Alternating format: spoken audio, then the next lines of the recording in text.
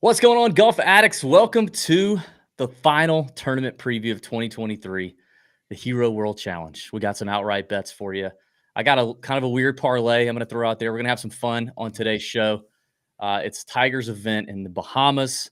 DB here, Pat Perry. How we doing? I'm doing good, DB. I'm doing good.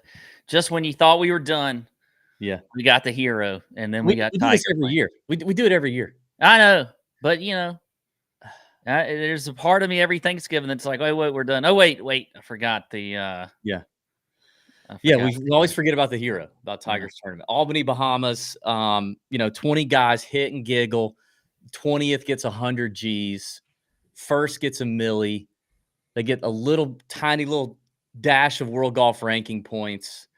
No FedEx Cup points, and you're just down here doing the damn thing. Now, I've had some fantastic luck at this tournament over the last 2 years. I've hit Victor both years, Victor Hovland. So he will be attempting to repeat as a back-to-back-to-back champion. Tigers in the field. We're going to get into that. We're also going to just have some fun today. There's some headlines in golf that we might throw out there, but we've also inspired by our friend Byron, the model maniac. We've put together an NFL offensive roster made up of PGA Tour players. Pat's very excited about his. I'm interested to see who he's come up with. We'll get into that.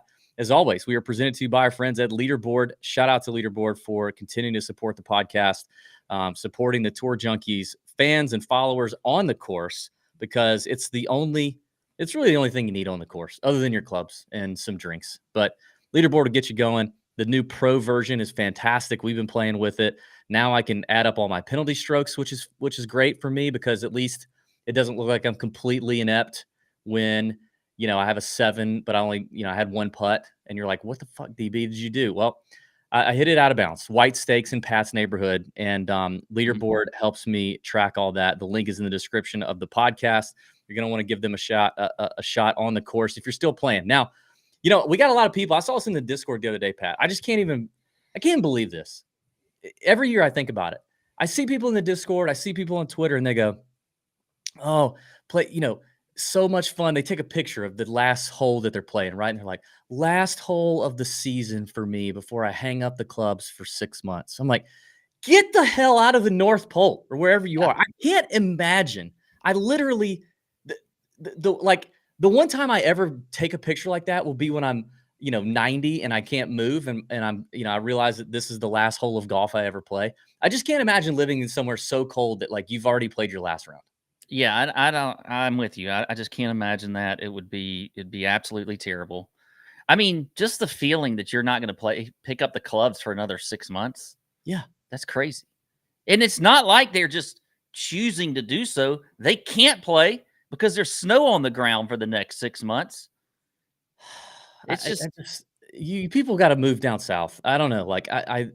It's just so we both played a lot of golf last week, I think. I mean, it was 70. It was 68.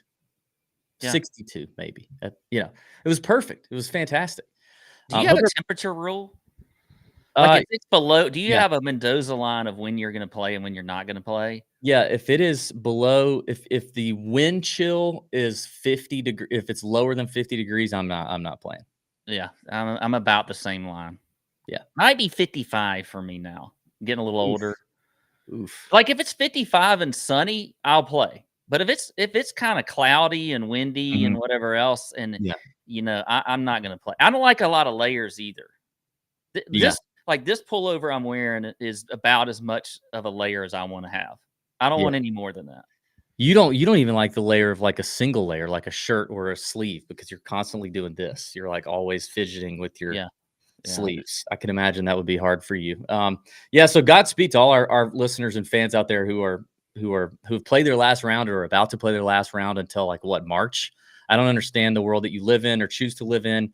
But you know what? We all make choices. That's it. We all make choices. But thanks to Leaderboard. Shout out to them. Link in the description. They're on iOS and Android. Now they got the Apple Watch app to help you out on the course, make you a better golfer on the course. So I'm still going to be playing plenty.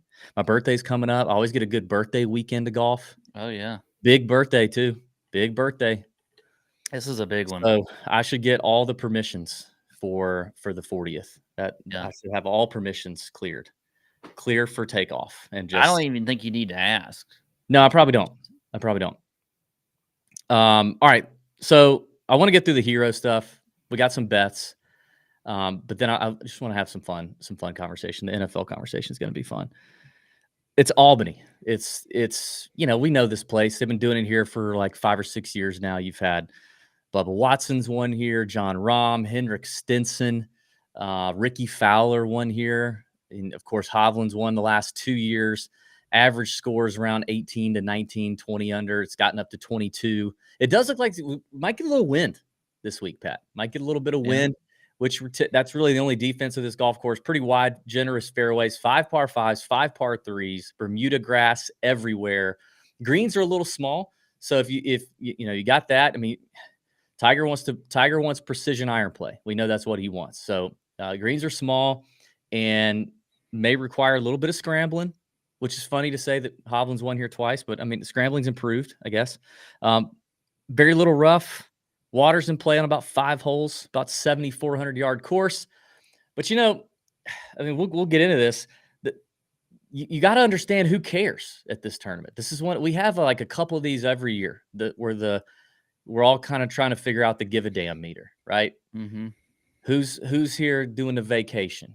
Who's here oiling down some honeys or their wife or both, or chasing kids around? And look at Hovland. Won here the last 2 times. Single dude, no kids. Something to that, I think. Yeah. And it did go into my handicapping process to some extent. So we'll get into that. But obviously, it's also the return of the big cat. Tiger is going to be playing. Apparently, the man is healthy. I mean, Pat, I just want to remind the people. I have some visuals that I want to bring up here. I just want to remind the people. This is the Tiger that we've seen. Look at these cars, the vehicle. Like, I mean, the wreck. I've lost track of all the things this man has been through. I mean, look at how badly the X-ray showed Tiger's just destroyed ankle. My goodness. But he's back. Goodness. He's back. I did not know the ankle was that bad. Yeah. So it's just fantastic to see him back. We're excited the big cat's here. He says he's feeling healthy. And that's a big ankle. Producer Tony said that is a huge ankle. Yeah. Shout out Producer Tony's on the show again with us. He's hanging out again. He's in here for this final hoorah of 2023. Tony, you like the ankle? We're gonna get along just fine if we're throwing up graphics like that. Yeah, I love it. Yeah. I wanted to ask you guys, as we're kind of getting to know each other a little bit better, doing some work for you guys. So I wanted to throw out, with Tiger being back for the 15th millionth time, however long, I texted you guys last week and said, shout out PMT. This is just time's a flat circle. It's Tiger gets hurt. Tiger posts a wedge shot. Everyone freaks out about that. Tiger commits to hero. Everyone gets their hopes up. Everyone gets excited. And then, aside from 2019, Tiger finishes 37th at the Masters and he's out early on a Sunday morning. So I wanted to know, how big of a fangirl are you guys of Tiger? Like, what's your all's history with Tiger on a scale of, let's say, 0 to Riggs from foreplay? Oh God. What scale are we at there?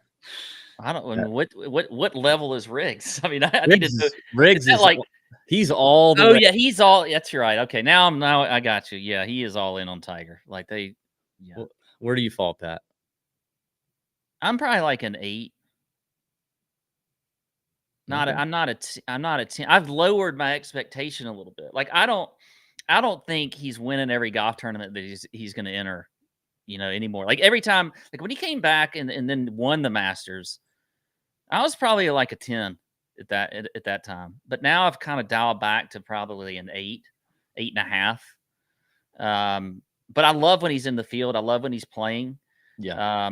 I just don't have that expectation that he's somehow going to win or whatever. Now, I do think that the Tiger, if he's healthy, can still win a golf tournament like the Masters, one that is just he's dominated over the years, but it's just going to have to be course specific in my mind. Yeah. I don't I'm probably less than that, but not by much. I mean, and I think being in the content game, you have to love Tiger because it just puts more eyeballs. People care. People want to hear about it. People want to see it. So he's doing a service to everybody who is in golf media for sure, just by showing up and giving it a shot and saying these things. I mean, today, he told your friend Taylor Zarzer, or Taylor Zarzer released that apparently, allegedly, Tiger's been telling people in Florida that he's going to play 5 to 6 events next year, and that he's got no pain in the ankle, in the foot, which is fantastic. I mean, the more we can get Tiger, that's the better the world of golf it will be. Like, that's 100% for sure. But personally, being a fangirl, I'm probably a 6. I'm probably a 6.5, maybe a 7. It depends. I mean, now when he won the Masters, like, that was unbelievable. Like, Yeah. I was a full 10 that week, right? Yeah, and so I mean, he's definitely the GOAT. Like, there's no doubt about that. There's no argument there. He's the best golfer of all time. But yeah, I'm happy he's here, but I have kind of the bad thing now is all the Charlie Woods stuff. And that, like, Charlie Woods is like, I'm like a 1.5 on that scale. Like, I don't, I hope he's a great golfer, but I think and it's not his fault. It's not Charlie's fault, but the media goes so crazy about him and all this kind of stuff. Like, it brings the Tiger status down a little bit, because every time we got to hear about, because we're going to have to hear about that soon. We got the father-son, or not father-son, but the PNC, the whatever they call it, parent-child, whatever it is. I used to call it father-son when I was growing up, Yeah. But now they're letting anybody in. Yeah, we got. Yeah, you're right. Tony, what do you think? No, I think I'm more in line with Pat. I love when he's in the field. Obviously, I think in 2019, that was we're relatively around the same age. That was our Jack in '86. You know what I mean? You're right. I don't think that something like that is going to happen again. Maybe a little bit more than Pat. I love when he's in the field. He brings the eyeballs. He brings all that stuff. And I think you got to have a little bit of a level head with it, as far as he's probably not going to win ever again on the PGA Tour, but it's Tiger. Yeah. So there's a tiny little sliver. There's a tiny little shot. Plus, with a major like the Masters at Augusta, he knows that course. When Larry Mize is making the cut at 70-something years old, like he did 3 out of 4 years, something like that. You got Larry Mize, and then you've got all the way up here Tiger. Yeah. So then what can Tiger do if he's still walking at 70-some years old, on the golf course? You can't put anything past him. So I think you got to have a little bit of a level head with it. But yeah, I'm maybe an 8.5. Really? It's like, at what point will we not say, yeah, I mean, I don't think he's going to win, but it is Tiger. Like, at what point are we going to not go, but it is Tiger? And we're just going to go, yeah, he's done. Will he have to be in a wheelchair? Will he have to be like 70 years old? To me, it's Tiger. Like, he dictates it, because he always says, and I still believe it, that if he's teeing it up in the field, that he feels like he can compete. Feels like he can win it. Yeah. And so until I don't believe that when he says it, like, I'm just going to continue to believe that if he's saying it, he thinks he can win. Yeah. So what? Arnold Palmer played in 50 Opens. Was it something like that? Maybe I have the player wrong. Maybe it was something like that. But again, I feel like if anyone else in the golf world has done something, then there's always the ... but Tiger. Yep. Yeah, 100%. And then the one major that you just continuously see older people up on the top of the leaderboard at some point is the Masters. Bernhard Langer. Those. Well, Phil. I mean, I know Phil's in better shape right now than Tiger, but he finished runner-up this year. Yeah. And he was kind of sucking everywhere else. The Riggs Barstool boy, the foreplay boys, God, they are so cringe with the Tiger stuff. It is I mean, those guys lost their mind. Riggs gets to like if I were Tiger, I'd be like, hey, keep an eye on that boy for me. Like I want eyes on him. He gets to a concerning level of Tiger fandom, unless it's all part of a shtick. And if it is, he's making content that's fine. But yeah, dude, when Tiger announced he was back and he was playing, those guys, I mean, I thought Riggs was gonna, it was interesting. But glad that Tiger's here this week. Definitely going to be tuning in to catch Tiger in action. I mean, just to see what he's like, man. And I mean, he's saying that his foot's healthy and he doesn't have any pain. Like that's unreal. Unreal. Him and Aaron Rodgers, great surgeons, great rehab people. Props to them. You want to get in some bets? Yeah, let's do it. All right, let's talk Hero World Challenge outright market. That's really the only thing up right now. There's a few things, like first round leader or something, and then a bunch of dumb bets, but no. I mean, obviously, not really messing around with any placement bets this week because there's only 20 guys in the field. So maybe a top 5 here and there if they come out, but I don't see them out right now. So just talking outrights, Victor Hovland is your favorite for the most part at 4-1. Scotty Scheffler kind of a co-favorite around 4.5. All the way down to Tiger at the longest odds of the tournament at 70-1 on DK. So let's talk about our favorite bets. Pat, I'll start at the top. I would love to take Hovland again for the back hit for both him and me of betting him, but I just can't do it at 4-1. I'm going to take. I really like Max Homa here at 8-1 as kind of a favorite in the 8-1 range. I know that's. I mean, listen, I got to compromise a little bit here with the big balls because there's just not many options. But I like guys who have played a little bit. As I was kind of doing some research on some names here who have played well, like Victor Hovland. This will be the first year for a lot of names that we've not seen these guys play a fall event prior to. Like Hovland's one, Scheffler's one that we haven't really seen since like the Ryder Cup. Mm-hmm. Not really playing competitive golf anywhere. There's a lot of guys who've come over and played DP World Tour events. I mean, damn, Homa just won the Nedbank in South Africa. So, this will be a slightly different situation for guys like Hovland and Scheffler who have played well here the last couple of years, but are coming in, having not played a lot of tournament golf. And so when you're just, we're trying to narrow it down here. I'm not picking more than 3, no more than 4 for sure outrights here. When you're trying to pick 3 guys, you're looking for an edge any way you can have it. And I just feel like I'd rather have the guy in Max Homa who's been playing this fall and playing at a high level at 8-1. Yeah. You know what? We got agreement there because I like Homa too. As a matter of fact, I fit him into another bet that I wanted to go over later, but I did too. But I think Homa at 8-1, Kawa was one I looked at right there, but if I'm looking between the two, to me, Homa just felt. I wonder how serious his back issue was because remember he withdrew the day of the Netflix Cup. That's thing? Right. Yeah, I forgot about that. But, which I mean, could have been nothing. Could have been he didn't want to do the Netflix thing at the last minute or something. I don't know. I doubt it was that. I mean, I'm sure he withdrew for some legitimate back discomfort, but yeah. That was the only thing. I eyeballed Kawa for that same reason and then kind of thought about that and I was like, maybe not.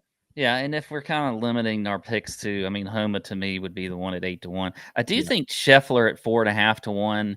If you like a short odds bet, that's where I would go. But then I'd probably juice it with some other bets to kind of up it a little bit. I mean, I've got. You'd rather have Scheffler than Hovland? Huh? You'd rather have Scheffler than Hovland? I would personally. I'd rather have Hovland. If I'm going to bet one of those, I'd rather have Hovland. I mean, it's not like Scheffler's been bad here either. He almost won. Yeah, no, he hasn't. He's been good. So I like Sheff. I like the 4.5-1, and then I think you can juice it with some other bets that we could talk about too. So, okay, moving down the board a little bit, I might surprise you with this one. Pat. Oh, yeah. If you say this name, then I'm going to go ahead and give this other bet that I think you should do. Okay, 16-1, Matt Fitzpatrick. Oh, never mind. Okay. That doesn't surprise me. I thought you were going to go Cam Young, and then I was going to be really surprised. No, although Young is another name I do have here, but going back to the Homa side, the Homa angle, Matt Fitzpatrick's been playing some golf. He's been playing good golf. Won the Alfred Dunhill a couple months ago, maybe 6 weeks ago or so it was, I think. Played in the DP World Tour Championship, which had a decent field, finished T27, whatever. Played at Wentworth a while back. Like, we've at least seen him since the Ryder Cup playing competitive golf, multiple, with good finishes. He's played here twice already, and I think kind of not great finishes. I also kind of just thinking about Fitzy, and I'm like, man, if it's going to blow a little bit and it's going to be a little windy out here, in the Bahamas for the first few days is what it looks like so far. I kind of like that. I like the grinder that he is around the greens. And we know he's kind of can spray it off the tee a little bit, but he's obviously added a lot of distance, which you can take advantage of. Albany with that combination. So I think Fitzy's an interesting one. He's got that hot fiance of his, but yeah. So he's got her, but no kids, right? No little Fitzy's running, no little Fitzy's running around.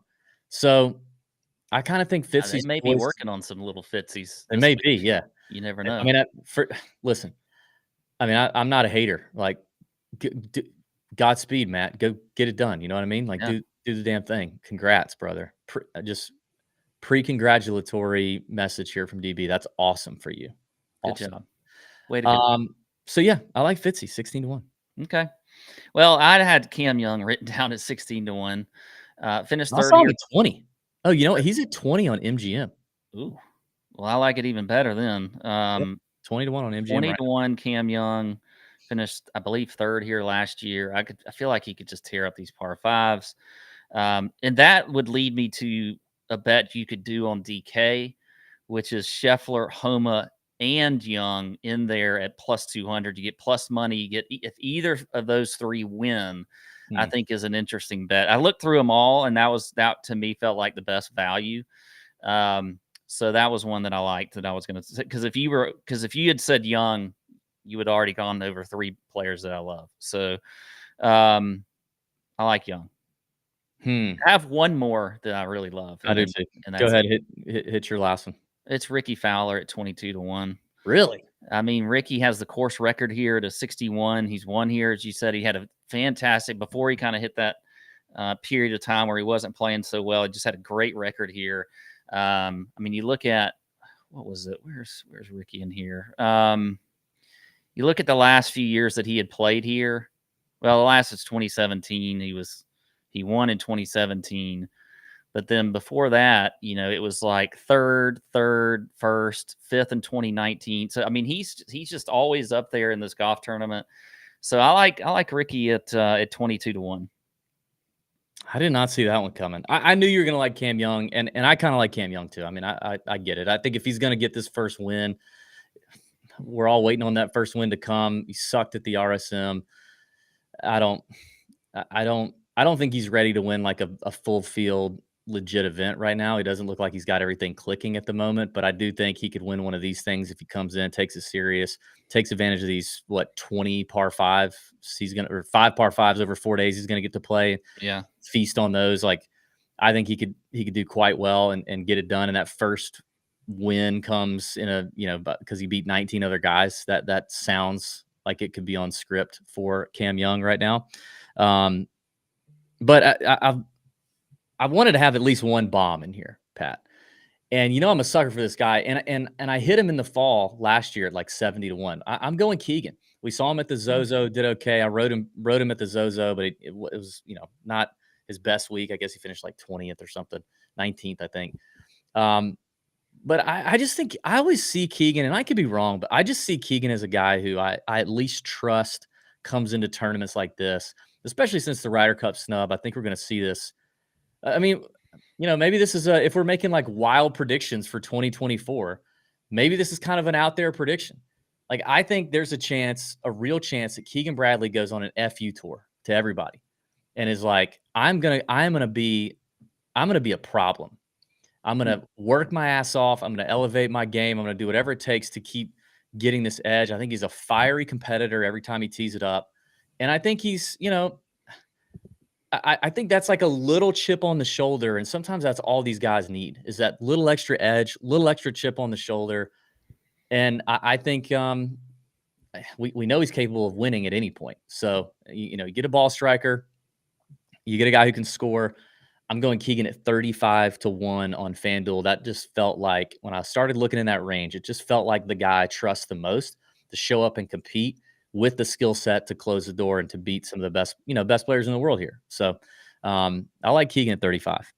Yeah, I don't mind the Keegan play. I think you make a good case for all the reasons to look at him. Of all the long shots, he's probably up there with as one of my favorites. I think too, like when you look at this range up here, we can't not talk about Willie Z being back, which is right. Yeah. I mean, so Tiger's back, but also Willie Z, who we have not seen in a long time. I do not, I don't know what you expect out of him. I certainly don't expect him to win this golf tournament, but it'll be interesting to see what the game looks like as we're going into next year. So, yeah, I mean, I'll be honest, it was tempting to look at the outright number. What is he, 35 also? 35 also right there with Keegan. I mean, it is tempting because it feels like a great spot for him. And it feels like one of those kind of low pressure entry points to get back into tournament condition golf for him. Where it's like no cut, it's 20 of us. It's kind of low key. Let me just come out and see what I could do.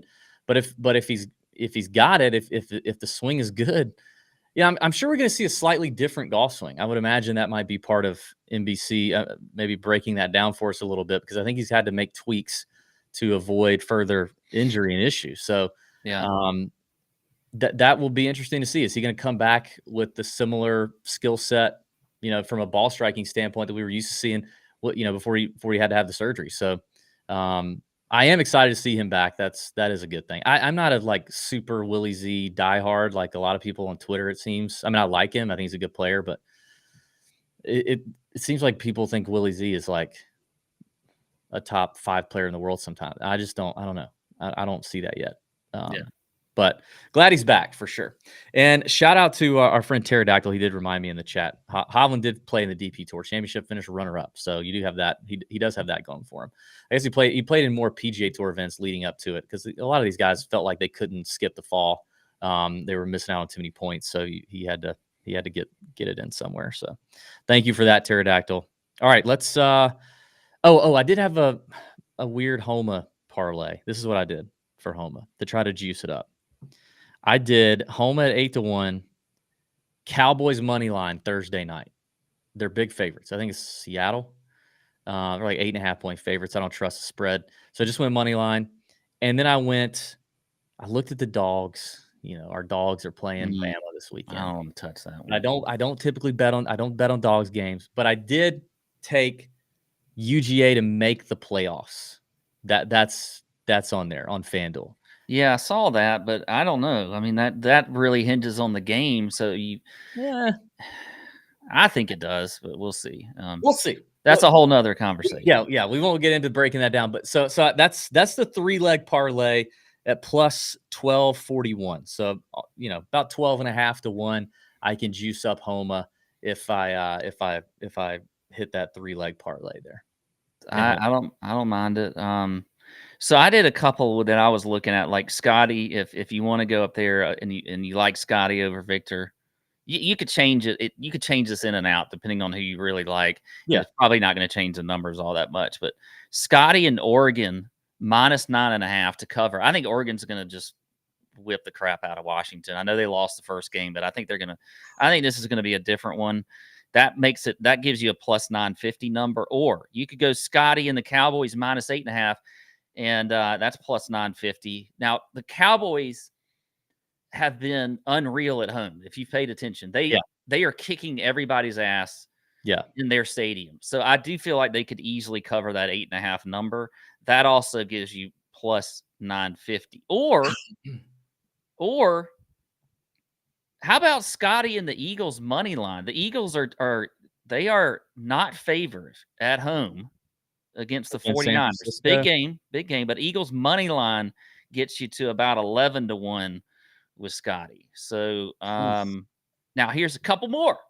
Oh, okay. You want to get really crazy, and you like Fowler to win at 22-1. I don't, but okay. You could take Fowler and Michigan to win the national title, which I would hate, absolutely hate. Hell no, I'm not betting on that. Or that's 60-1. Or if you like the dogs, which of course we do, 65-1. But how about this? Fowler and Bama to win the national title is 210-1. It could happen. That could happen. 210-1. Wait a minute. It's 65-1 Fowler and Georgia to win and 210 Fowler and Bama to win? Yes. That's an egregious I'm going to do it gap. I'm going to do it again because I still don't believe it. But yeah, that's what I was getting. I mean, like I would rather have I would take Keegan winning this thing over Fowler. Like if you simulated this thing 100 times, I bet Keegan wins it more than Fowler. That's how I love the number on Keegan at 35. Wait, sorry, I looked at it wrong.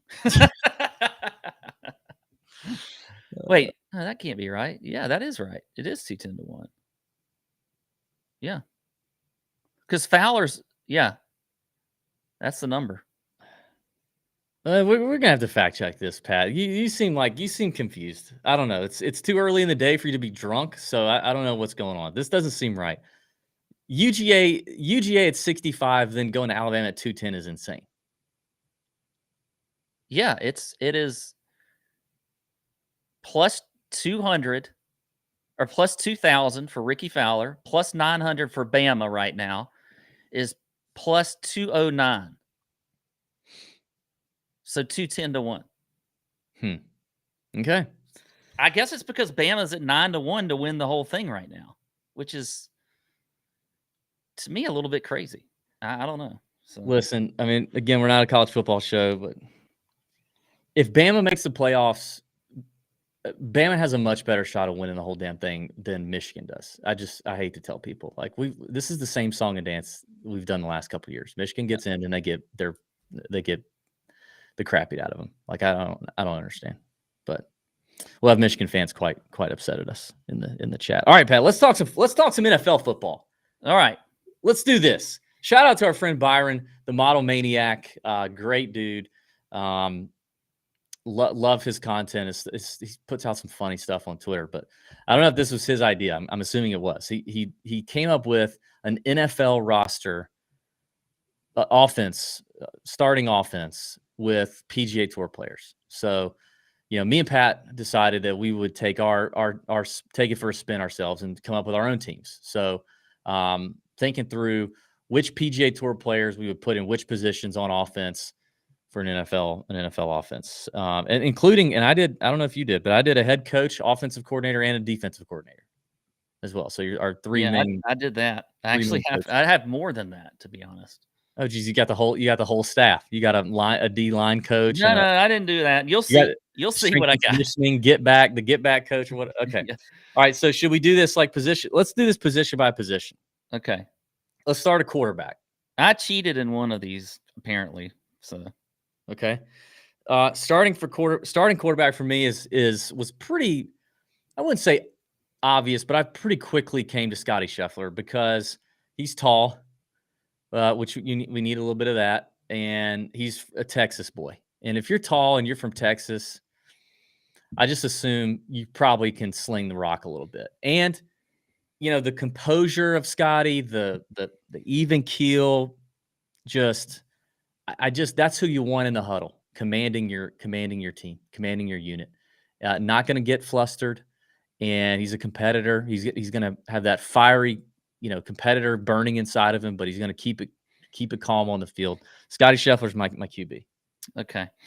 There was a battle. We had a battle for QB, camp battle, and I tell you, Max Homa lost, and he lost out to Patrick Cantlay. And now look. Oh, dang. Here's the thing. Cantlay he's cerebral. He's very smart. Need a guy who's very smart. Gets through his progressions quickly, for sure. Quickly. Can, see what's going on the field. Does have some defense. Yeah, have some height. But you also kind of want a little bit of a he's not like small. Okay. Well, I mean, think about it. There's Bryce Young's the starter in the NFL right now. So yeah, he sucks. Well, there's still some short. Drew Brees was short. Okay. Yeah, Drew Brees is your exception. Cantlay is not short. When has anybody ever said Cantlay is short? I mean, he's got to be max 6 feet. No way. He's at least 6'1" or 6'2". No way he's 6'2". Okay, I don't know. Anyway, no way he's 6'2". I'm not just going off height with the quarterback, and I think Cantlay. You kind of have to have a little bit of a jerk too. I feel like he's got that sort of jerkish mentality. Well, Like yeah, sometimes, like when you have really good 5'10". I told you he's so freaking short. He is not. Nobody ever like talks about Cantlay being and if short. that's what his PJ Tour profile says, he's actually 5'8". No way. You're talking about like he's Brian Harmon out there. He's damn 5'5", dude. He's tiny. Anyway, it's because Cantlay won the camp battle, so we're going to end it with that, and let's move on. I will say this: the hardest position for me to figure out was the running back. I waffled on the running back. Who's your running back? Easy for me. You start this one. I mean, look, if you're a running back, you got to have just some absolute huge calves, leg muscles, that kind of stuff. You're just like you built AJ down, Dillon or you're something? built down there. Tom Kim, man, Tom Kim, he's my running back. Okay. Yeah. Okay. Yeah. Haven't you seen his calves? You see when he? I have. Yeah. Okay. Well, it's funny. We both kind of went this direction because I went with. This is probably a sneaky play. This is a guy that you look at the roster and you go, they have him at running back. They basically have nobody. But I think it's sneaky. I think Kurt Kitayama is an interesting take at running back because he's built a little bit like Tom Kim. He's short, he's stocky, but I think Kurt is like Tom's kind of soft, Pat. Like he's approaching like Eddie Lacy territory. Like I don't think Kim is soft. Tom Kim is a pudgy dude. He's soft. He's very soft. I don't. Yes. Yeah. Well, I mean, I don't think so. No. Okay. Well, he is. You know that. You also thought Patrick Cantlay was 6'2". So Kitayama's not. I mean, he's not like a. Kitayama is low key. Kitayama's like short and stocky, low key, a little bit built, way less body fat. So I think he's going to be quick. And I mean, he just looks like he'd be real quick and shifty and agile in the hole. And he's short. I did say that. Like I was thinking about like kind of a bruiser back, but then I went, no, let's go short and shifty, get lost in the line. Tony, Tom Kim isn't tall enough to be on the O-line.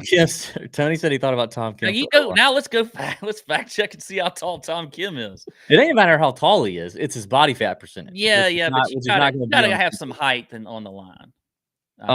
The easiest position for me to figure out, although I can think of a number of other guys that could be interesting backups, or if you had a 2 tight end set, but the easiest number 1 tight end, the easiest for me was Tony Finau. Just give me a guy long, athletic, long arms, could run, could catch, could jump, could block. I just feel like Finau is a perfect tight end. I guess. I don't know. I'm not sold on Finau at tight end, but I get it. Where else would you put him? I mean, receiver? Big body. Maybe a big-bodied receiver. That's what I'm saying. When you're talking about guys on the PJ Tour, there aren't that, See, I don't know about his blocking ability. Here's where I cheated a little bit. I snuck in a live guy.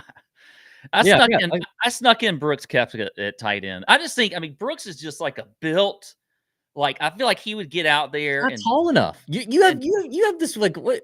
How tall do you think get out there and block? So you're saying you keep going back and forth on the height thing. You got to have a tall tight end. Nobody has a short tight end. Name one short tight end. Look, these are golfers. Not every single one of them is like huge out there. Okay, we're going with golfers. How tall do you think? No, I want you to say how tall you think Brooks is. I bet Brooks is 6 feet. Yes, I bet he is too. I bet he's not an inch taller than that. But you got to have some athleticism too at tight end. 100%. Yeah. The only other one I thought about, and I didn't work him on the team at all. Yeah, 6 foot even. Yeah. Tony's fact checking us. Good. I did not personally work in Gary Woodland on my squad, but knowing that he was an athlete, he played basketball, he made a lot of sense for tight end too. But if I ran a 2 tight end set, Gary Woodland being there. All right, receiver core. Now, I kind of went a little.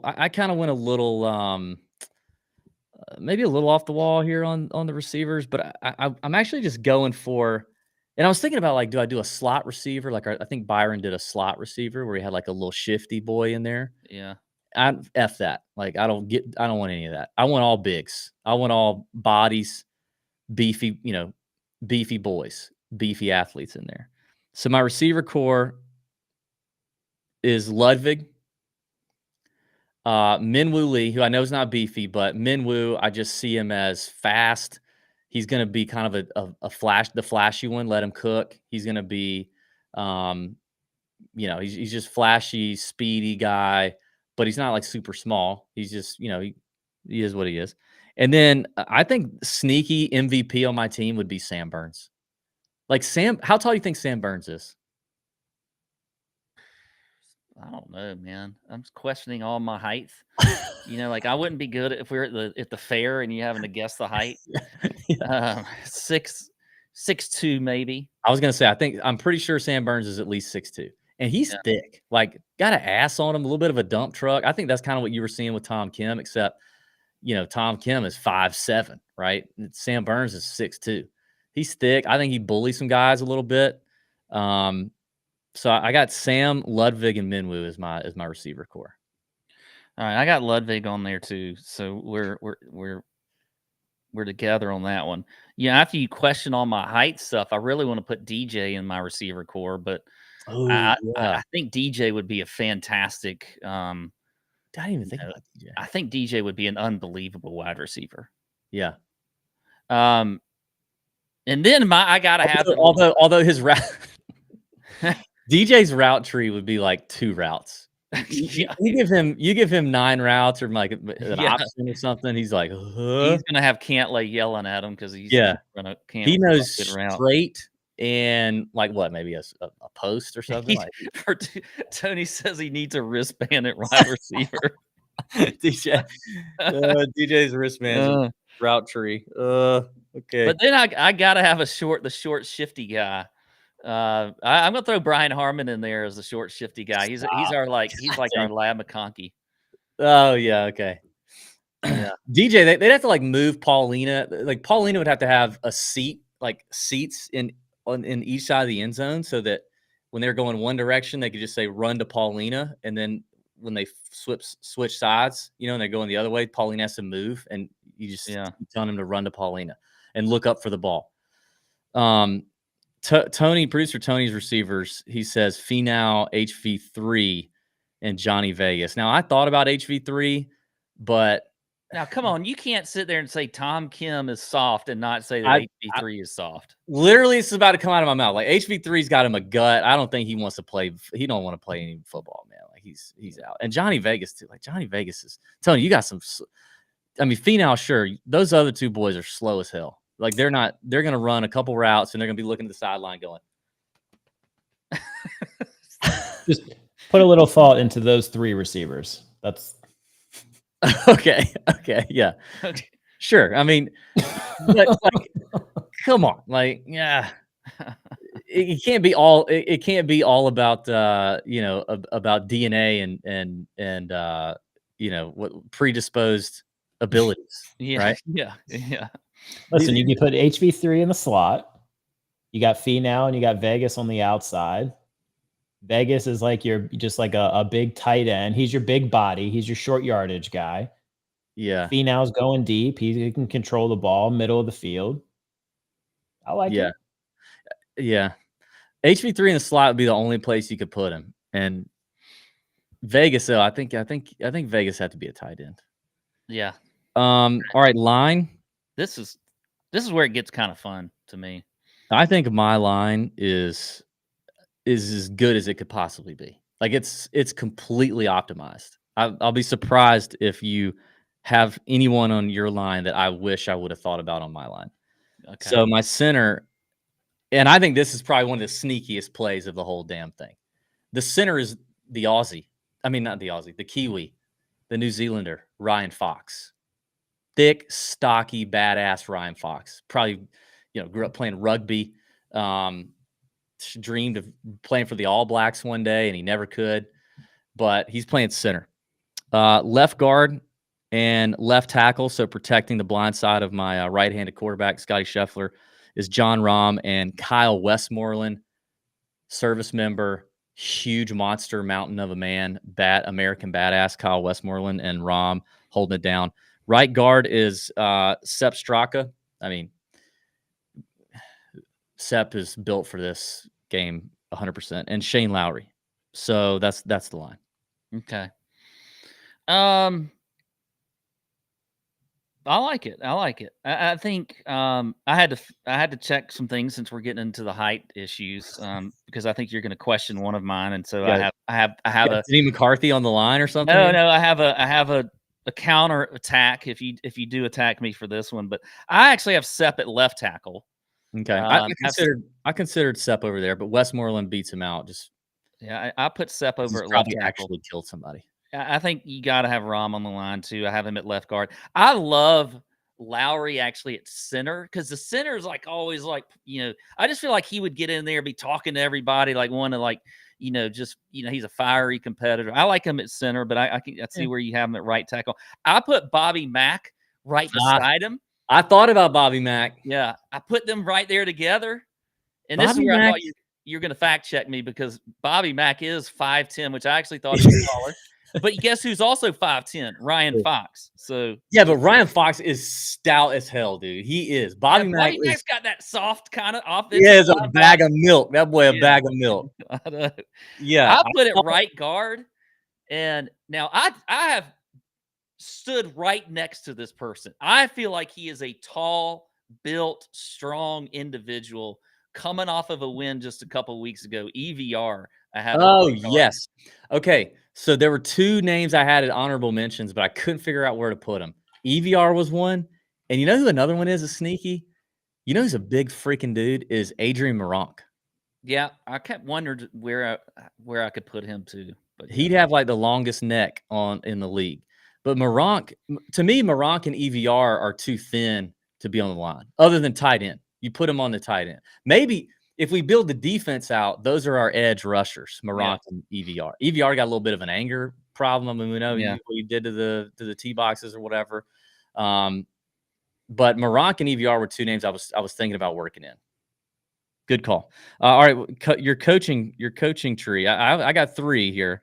So I wanted to get Brooks in there, but I think Brooks is too selfish to be a team guy. Like I think I don't want him on the team. I'd rather have him coaching. And he's a defensive coach for sure. He's not cerebral enough to be an offensive mastermind. So he's a defense, like kind of F you, it's us against the world. Like he probably does some illegal shit. Like who's the coach from New Orleans that had remember a few years back, like they had bounties if they knocked guys out of the game or whatever. Like I could see Brooks doing that as a defensive coordinator.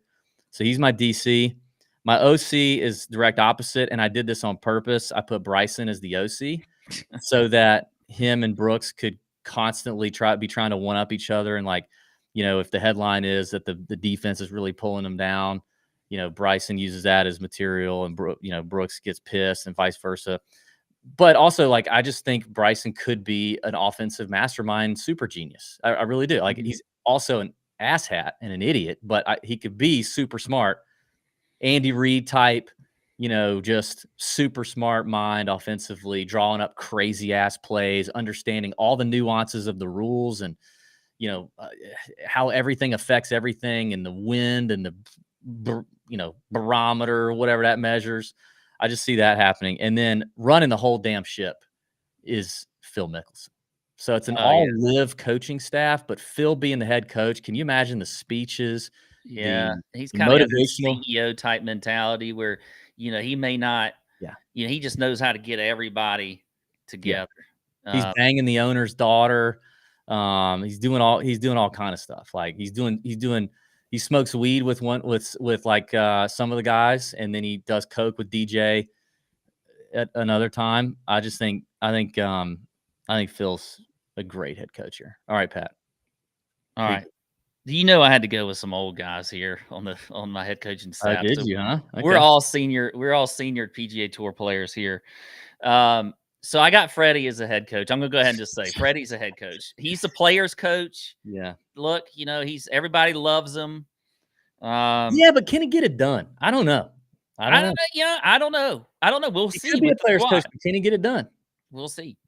I got DL3 as the offensive coordinator. I feel like you got to have a guy up in the booth with the readers on and everything. Our glasses. Yeah, just like I could see him up there doing that. Yeah. I have Tiger actually as a consultant on the defensive, a D coordinator consultant.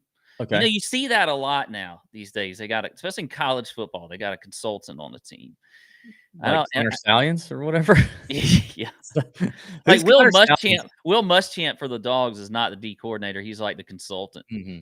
And then I think you got to have a D coordinator that like just works everybody's ass off. Like he's the last one to leave the field with his defense. Like he just got to get these guys. They hate him because he works them so hard. And so VJ Singh is my defensive coordinator. That's good. You know what? I just thought if we have a Connor Stallions role, it's got to be Patrick Reed, right?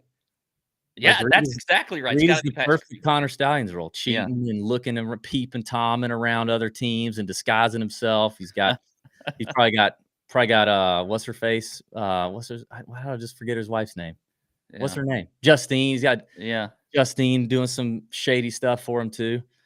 So I got some special teams players. Oh, okay. Along with a couple others, and I think Tony did this too. He was just mentioning, but my punter is going to be Xander. I feel like the special teams guys are just kind of like weird out there, weird and a little bit beta, I guess. Yeah. So I got him as my punter. I got Rory as my kicker. Oh, for sure, Rory's a kicker and a diva kicker at that. Yeah, very diva. Kicker.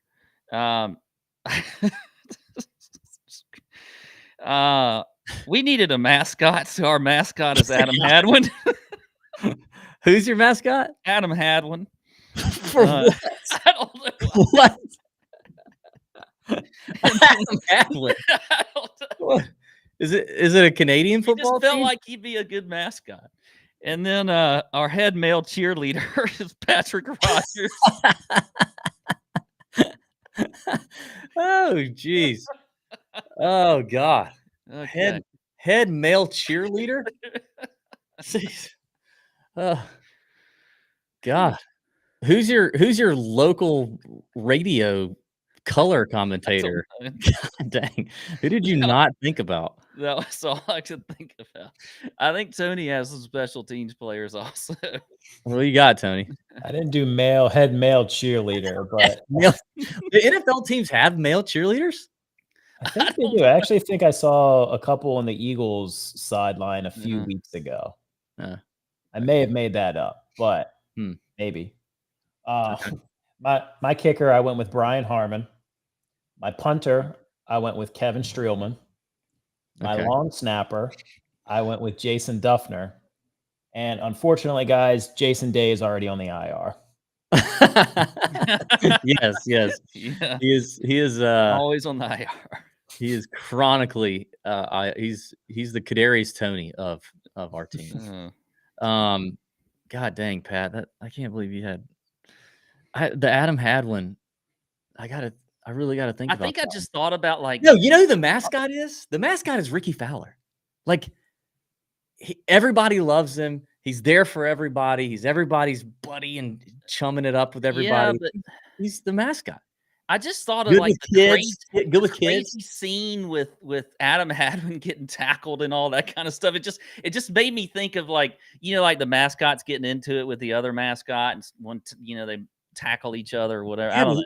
But he got lit up. He didn't do the tackling. He got lit up. He got lit up by the other mascot. But then if the other team's mascot tackles your mascot, Hadwin's just gonna get up and be like, "Oh, it's okay. Sorry. I got in the way." Maybe that's a good yes. Spaz in the chat said Hatton would be a great mascot. Terrell Hatton would be a good mascot. I think Hatton deserves a spot somewhere on special teams too. Like a really if we could get him to cut weight, like he'd be a good like gunner or something on the punt team, kick team. Yeah. Just go down and hit, take somebody's head off. He could be on defense too, like one of the, like a Scott Case type cornerback that just lights up people. Yeah. You remember Scott Case? No. Okay. I remember Jason Sehorn. That's the last white corner I remember. Case was a safety actually for the Falcons. I don't remember him. Yeah. Producer Tony said Gary Player is the owner of his team. So there's going to be some shady stuff going on there. And he's going to have his derelict son causing all kind of problems for the upper management of your team. That was fun. What else? Anything else you want to talk about? Because this is it. This is it, Pat. You know, you said we'd do an hour show for the hero, and you were right. Yeah, I mean, we're just short of that. Let's see. Let's hit a couple headlines real quick. Is Rom going to go to Live? I sure hope not. But there's a lot of compelling things out there that say that he might be. What if he does? I don't know. I mean, what actually happens? It's a big deal, I think. I mean,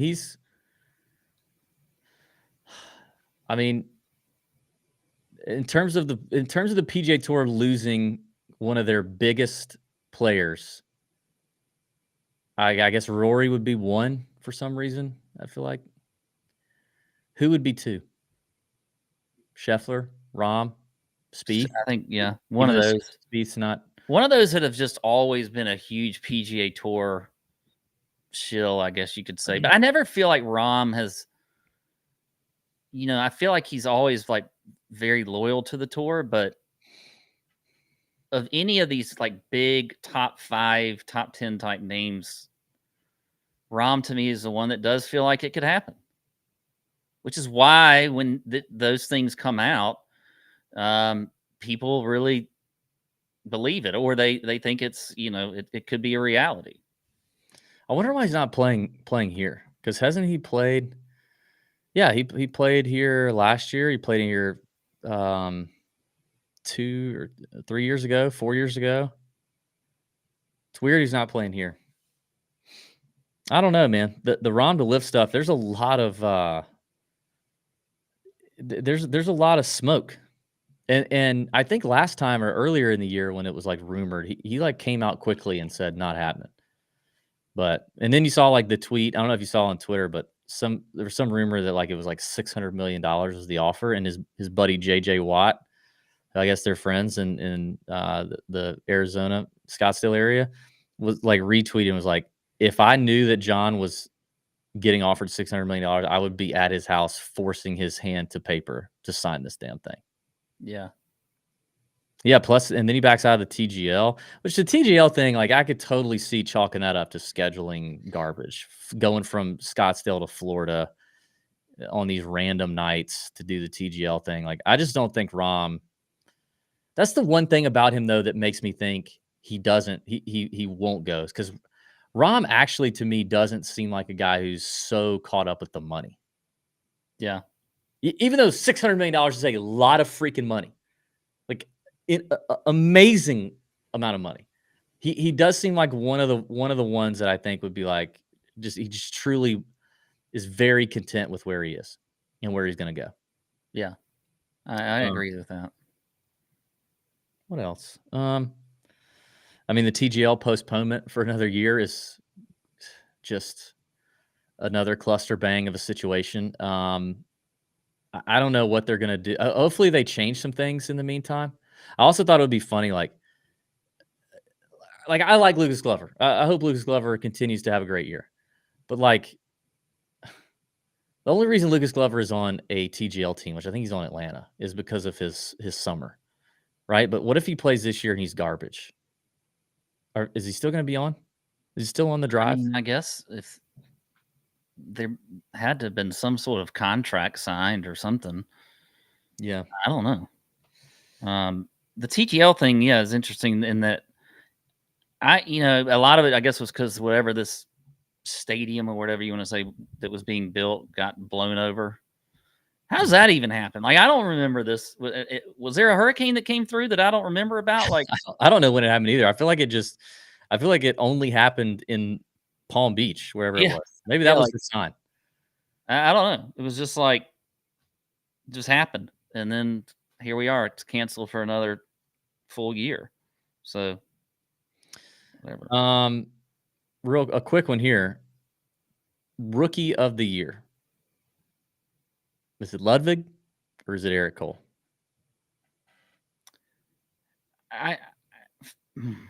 See, I feel like Eric Cole's probably going to end up winning it just because of the full year that we had out of him, but he never got a win. I mean, in my mind, if we're going like Ludwig's about to be a top 10 player in the world and a stud. And he's got a win at the RSM just now. So it feels to me like Ludwig should be the winner, but I feel like Cole's going to end up winning it.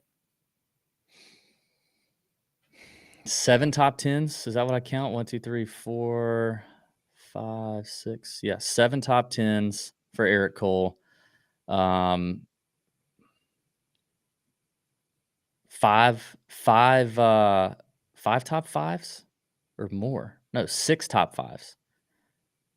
But just couldn't get the win. I think had Ludwig not won the RSM, it was going to Cole. But I think Ludwig winning the RSM is just the icing on the cake. Like you win a full field PGA Tour event, and that was actually a decently strong field. I mean, the top end wasn't amazing, but it was deep. You win that, you win on the DP World Tour, you perform at the Ryder Cup, and you were you were in college in April. That's pretty incredible. It is. It is incredible. I think actually Ludwig's going to win it, but it definitely sucks because like Eric Cole, I feel like Eric Cole's season should be honored in some way. Yeah, because the guy grinded his ass off and played so much golf that and was on was making his way through the Korn Ferry Tour finals a year ago. I know, and just great golf. 34 or 35, whatever he was. Yeah. So unbelievable. But I think Ludwig winning the RSM just did it. I think it's going to be Ludwig. Spaz says, "Did you watch the Netflix Cup?" I didn't watch it. I didn't watch any of it. I had no interest in watching it. I didn't either. I don't even. I gotta admit, I don't even truly know what the hell it was. I don't either. It was race car drivers. I thought it was like the TGL light or something. I didn't know what it was. Yeah, I thought it was related to that. Obviously not. Yeah, race car drivers and golfers doing stuff. I saw a Squid Games clip. They brought that back. I heard Bert Kreischer was a nightmare. Now Marshawn Lynch, like I do love Marshawn Lynch, like anything he does. That's great. But I heard it was terrible. I've not heard one person say one good thing about it. So that sucks. All right, I think that's it. We're gonna be making some changes as we always do. We're gonna look at some things. We're gonna do some things differently. We're gonna do some new stuff. Our boy producer Tony's gonna be with us in 2024. Pumped about that, and it's gonna make the shows better. And we're excited. Discord's gonna get some improvements. You're gonna want to be a part of that if you're not already. I know a lot of you guys bail for the football season, but come on back. It's gonna be hopping in January. What else? I don't know. Stay tuned. Watch the socials, and we appreciate everybody listening and watching for 2023. I think this is it for us, unless something major comes out, news drops, which wouldn't surprise me, and we do some pop-up show reacting. Yeah, for sure. And I'll be okay with it, DB. I'll be okay. I won't complain about it. Oh, yes, you will. I know you will. You'll complain about it, but you'll do it. Yeah. Let's not get crazy here. Thanks, everybody. Pat, it was a pleasure. Again, another year in the books. Thank you, Tony, for your help. And let's have a great hero week. Let's hit a bet and go Dogs. See ya.